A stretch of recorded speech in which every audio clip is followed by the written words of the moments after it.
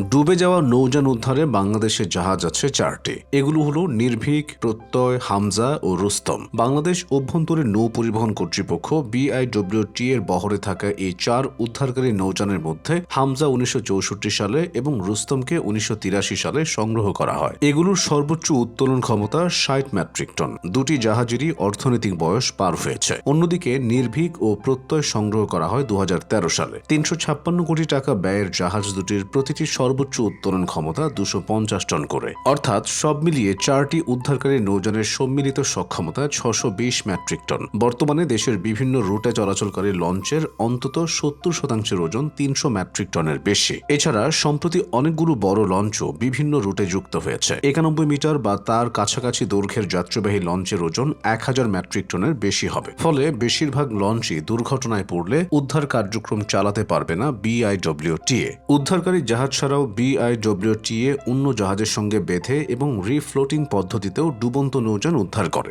রিফ্লোটিং পদ্ধতিতে নৌযানের দুই পাশে দুটি জাহাজকে রেখে প্রথমে জাহাজগুলোতে পানি ভরা হয়। এরপর ডুবন্ত জাহাজটিকে পানি ভরা জাহাজগুলোর সঙ্গে বেঁধে জাহাজ দুটি থেকে পানি আনলোড করা হয়। খালি জাহাজ ডুবন্ত জাহাজটিকে ওপরের বাঁ পাশের দিকে টেনে তোলে। ধাপে ধাপে এ প্রক্রিয়ায় ডুবন্ত জাহাজকে ওপরে তোলা হয়। তবে প্রথাগত এই পদ্ধতিতে খুব বেশি ওজনের নৌযান উদ্ধার করা যায় না। এছাড়া এয়ার লিফটিং ব্যাগ পদ্ধতিতে 25 থেকে 30 টন ওজনের ছোট ডুবন্ত নৌযানকে উদ্ধার করে সংস্থাটি। BIWTA এর হিসাব অনুযায়ী 2009 সালের নভেম্বর থেকে 2021 সালের মার্চ পর্যন্ত নৌ দুর্ঘটনায় নৌযান ডুবেছে 387টি। এগুলোর মধ্যে BIWTA এবং মালিকদের যৌথ চেষ্টায় উদ্ধার করা হয়েছে 221টি নৌযান, উদ্ধার করা যায়নি 181টি। যেসব ক্ষেত্রে ডুবে যাওয়া জাহাজ উদ্ধার করা সম্ভব হয় না, সেগুলোকে পরে পরিত্যক্ত ঘোষণা করা হয়। দেশের সবচেয়ে বড় যাত্রীবাহী লঞ্চ চলাচলকারী ঢাকা-বরিশাল নৌ রুটের মেঘনা নদীর মিয়ারচর চ্যানেলের আশপাশে এমন অনেকগুলো পরিত্যক্ত নৌযান রয়েছে বলে জানিয়েছেন একাধিক লঞ্চ মালিক। এসব পরিত্যক্ত নৌযান